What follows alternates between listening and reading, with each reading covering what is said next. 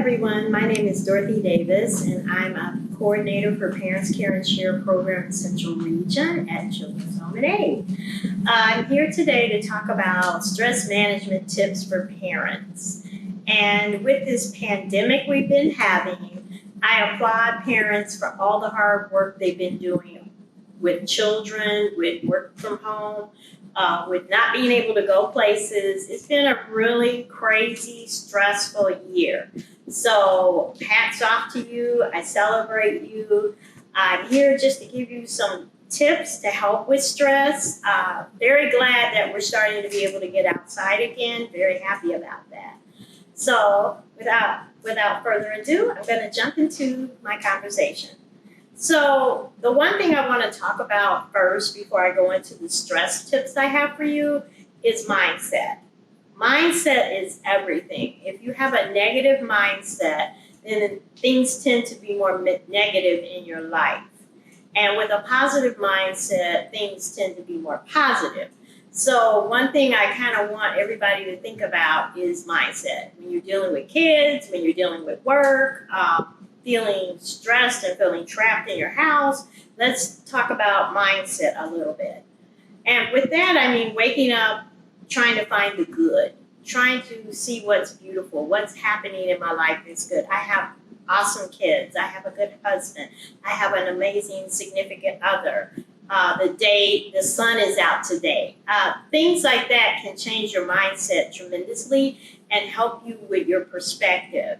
When you see things as, oh my God, I got to get out of bed, I got to deal with these kids, and I'm tired, I'm frustrated, right there your mindset has sort of trickled down a hill, and it usually continues to spiral down the hill. So I encourage you to take a step back every day when you wake up, try to find the good, make a gratitude list. Gratitude lists are amazing. If you just make a list of 4 things you're grateful for, I got out of bed, I have my whole use of my body, I have friends, I have a family. Those basic things can make you feel a lot better and a lot more grateful because there's always someone out there worse off than you. And another thing I would refer and recommend you to do is work on affirmations. Affirmations make you feel good. And you find a simple statement like, I am wonderful. I am valuable. I am the best mom on earth. Those affirmations really make you feel really good about yourself. So I suggest strongly that you have at least 2 or 3 affirmations. Put them on Post-it notes. Put them on your fridge. Put them on your bathroom mirror. Put them in your bedroom when you wake up and you can see them. And just continue to look at them throughout the day. I have one posted on my computer so I can see it. So you can feel good about who you are. Having something positive about you, thinking about something positive about you, makes you feel very, very positive in most cases. So that's another good way to help build a positive mindset. Another way to build a positive mindset is a journal. I think journaling helps so much. And you can draw. Journals are like, you can do anything now. You don't just have to write and write and write. You can draw. You can make bullet point journals. You can do all kinds of things with journals. And if you don't feel like doing anything but writing the date and putting down today was amazing, that's enough. It's great. If you want to write 5 sentences, if you want to write, I love my boss, if you want to write, my kids are the best kids in the world, I love their hugs, things like that really help you. And if you're in a bad headspace and you're angry and you're mad, it's okay to write that too. You can write down, I'm so tired of my neighbor upstairs banging on the ceiling, or on the floor. I'm so tired of people running over me and passing me by when I'm driving, or I'm so frustrated with children who tend to yell all day long. It's okay to write those things down because that's a way of getting that emotion, that negative thought out. And then you can kind of take a step back. And if you're really eloquent with your journal, you can write a little action plan. So tomorrow, I'm going to drive a different way to work. Tomorrow, I'm going to start off our day with the kids. We're going to have a plan. We're going to do something fun. So change the mindset. You can let down your anger, your frustration. If you're sad, go ahead and write it out, draw it out, scribble it out, whatever you need to do to get it out. But then turn it around and add some kind of positive at the end some kind of encouragement to help you get through whatever you're going through. So those are some of my insights about having a positive mindset. I hope they're helpful. And now I wanted to talk about what I'm here to talk about, some stress ideas for parents. The number one stress idea I would say is relaxation and meditation. If you can find a quiet place to sit down, take a few minutes, and just breathe. Take some deep breaths, 1 or 2 or 3 deep breaths, and just kind of in and out, and just kind of think about something good, something positive, something pretty, and encouraging. That is amazing what it does for your mindset. Meditation helps. A lot of people do meditation with words. Some people just they add yoga and meditation together, and or some people pray. And all of them, there's no right or wrong. Whatever works for you. I would suggest finding a corner in your house and making it yours. It doesn't have to be a big fancy area. It can be a comfy chair. Get a table and decorate it with a cute table cover and put a pretty lamp. Get some candles, a nice scent. Have your journal laying over there if you feel safe with it. And just sit there and relax. And that's your place to go when you're feeling stressed or you're feeling angry or whatever. Just having that place really makes a difference. And if you're really blessed and you have a room, that's even more amazing, where you can decorate it and put colorful rugs and posters and photographs around and all kinds of things that make you happy. And, you have a comfy couch and all that. That's even better. But if you don't have that space, a comfy chair works. It really does. A comfy area. And, your comfy spot could be outside on your deck when it's nice. Some people even go outside in the winter and sit on their deck. But, you could go out there and have a morning tea or just sit out there and do your journaling and enjoy the birds or whatever. So there's many ways to do relaxation and meditation. So kind of open up your horizons to, different areas. You could work on having that in your house, even in your office. You can maybe have a little music, have a cute lamp or something where you can turn down the light bulb a little bit and make it nice and soothing when you're feeling stressed. Another thing you can do is reading. I love a book. And so bookworms of the world unite. This has been the season. I think a lot of us have done more reading than we've ever been able to do because we couldn't get out. But reading helps. I mean, there's all kinds of fiction, nonfiction, whatever you want to read, go for it. Thank God we have ebooks now. You don't even have to go out to the library. You can pull stuff up on your computer. So check into your local libraries if you don't want to buy a book. They're free. So there's all kinds of ways to get a book in your hands and sit back and read. Take some quiet time and read. To me, that's like ice cream. I love reading. So try to incorporate that into your life. Another thing you can do is music. I like to dance, so I put on my 70s, 80s music. Now I'm dating myself. But dancing around, listening to music, putting on music to calm you down. Sometimes the classical music is really good for that. And you can just kind of find rock music if you want to rock out because you're mad and you're ticked off. Metallica, those guys are really good for that. And feeling like music is just soothing. It can be very calming. It's good for kids. If you ever kind of struggling with things to do with them, just have a music time. You put on the music, tell them to dance. You can create instruments and drag out their toy drums or whatever and just have a music fest and go crazy with the kids, and they love it. And it also helps them go to sleep. So if you got little ones and you put on some lullaby music, it helps knock them out. So that's one good way to get them to go to sleep quicker. So there's all kinds of things you can do with music. It's really helpful.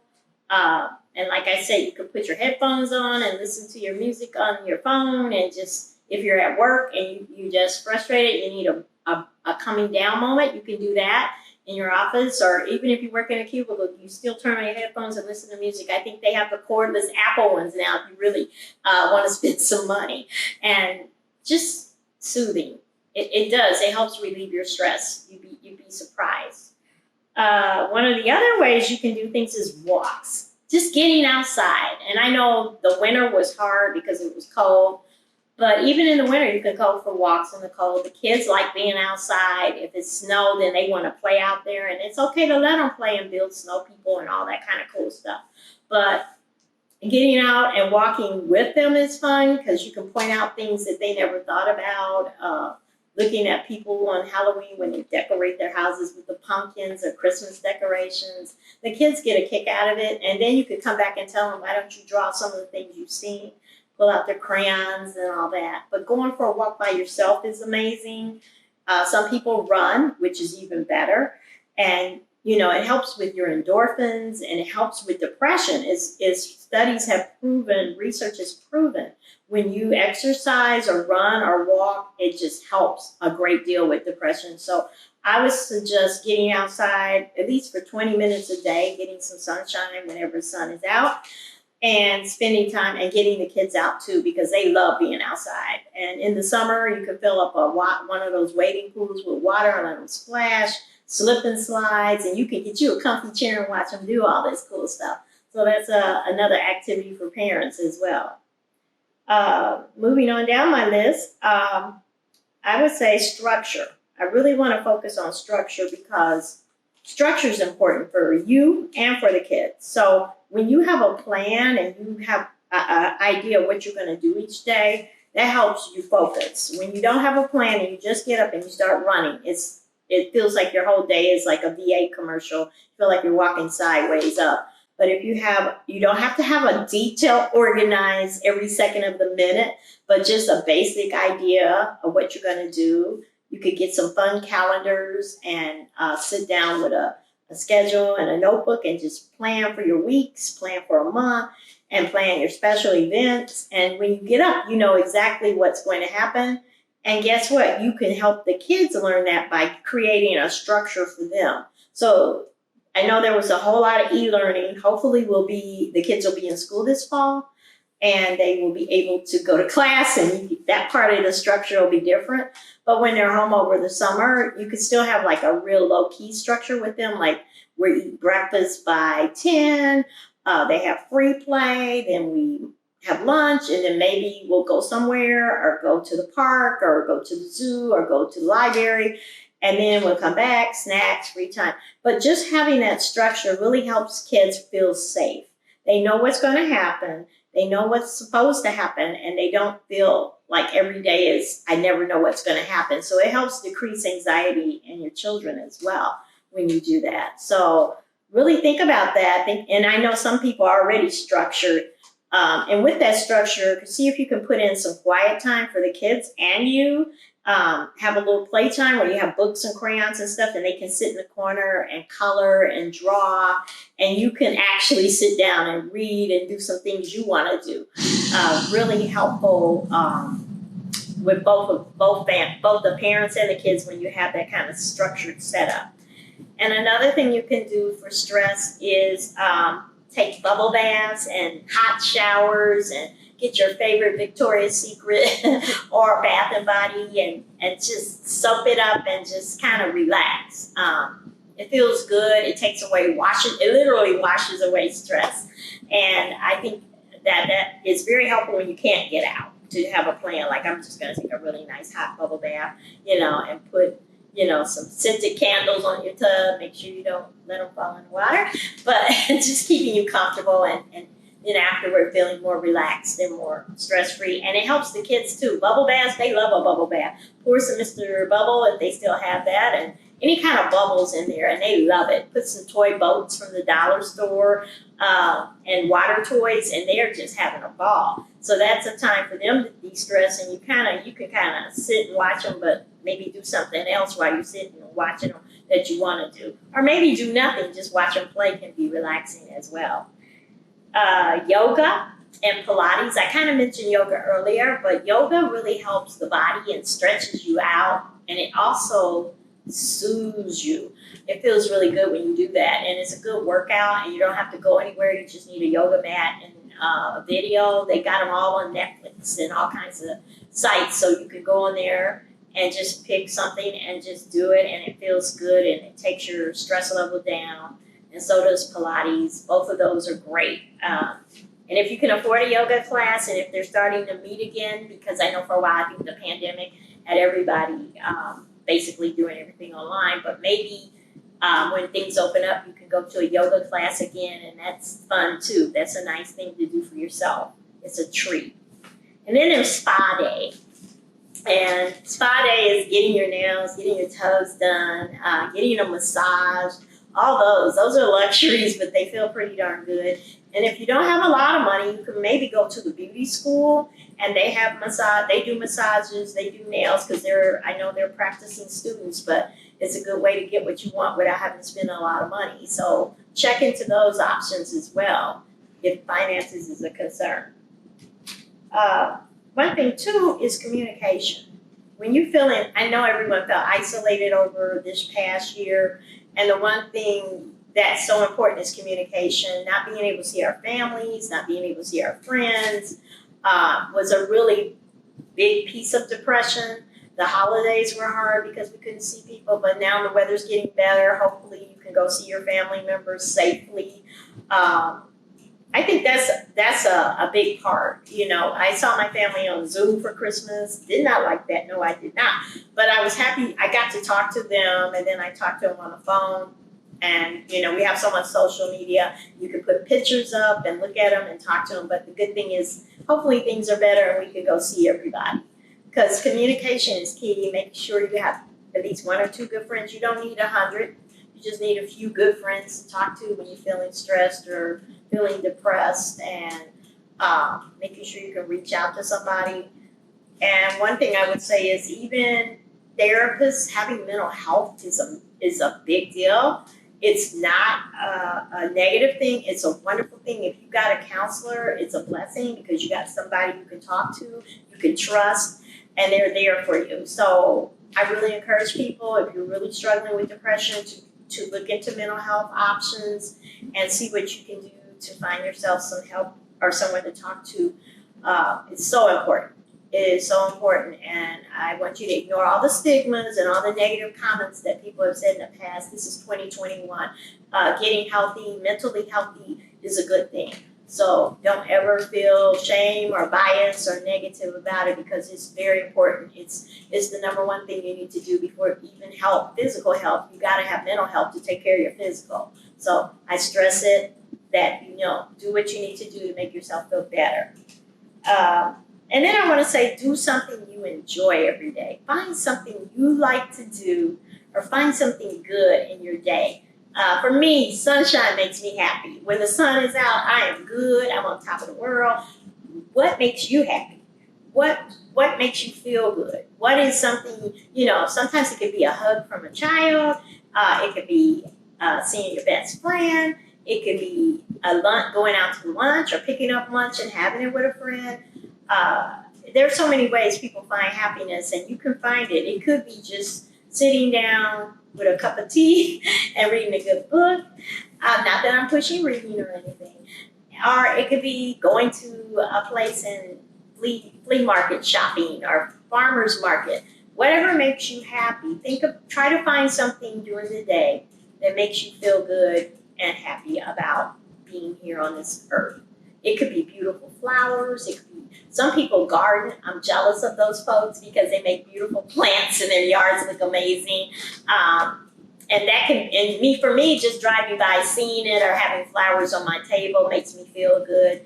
It's just having that pretty color. So try to think about something that makes you feel good during the day. I really think that's an important key component.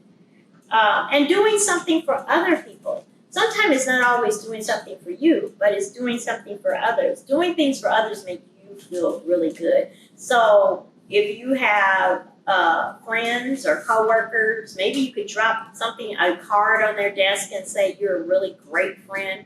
I appreciate being with you." It could be buying something special for your family members, your husband, dropping off a card for him, giving him some kind of special meal you cook up for him, or cook something special for the family.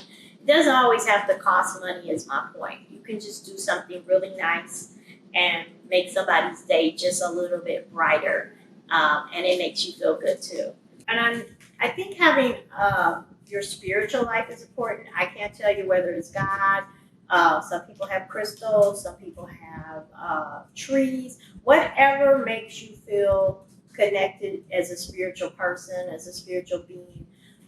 It really makes you feel good knowing that you have something that you can believe in. But that's up to you to find that peace. And that's what it's all about, is finding peace and serenity.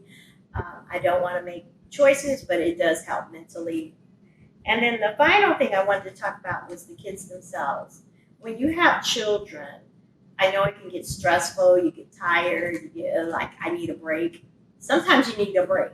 So pay that babysitter to come over and give you a couple of hours to do whatever you want to do. It's worth the money if you have it. If you have a friend or family member that can come and watch the kids, that's worth the money too. If not, just enjoy your kids. Don't see them as just something you have to do and I have to do this. But I think back to my beginning comment about mindset, when you value your kids and you really see how great they are and how much you love them, and take a step back and breathe for a second and go into it with more of, I want them to have a good day. I want them to feel loved. I want them to feel valued. They are important to me. I want to be the best parent I can be. That connection is so priceless. The bonding, the nurturing that you will do. And I know 2 and 3 is hard, 4 and 5, but all the way through, no matter how old they are, they need to be affirmed, they need to be loved, and they need to be cared about. So in your quest for stress relief to help be a better parent, my final parting thing is appreciate your kids because they're worth millions.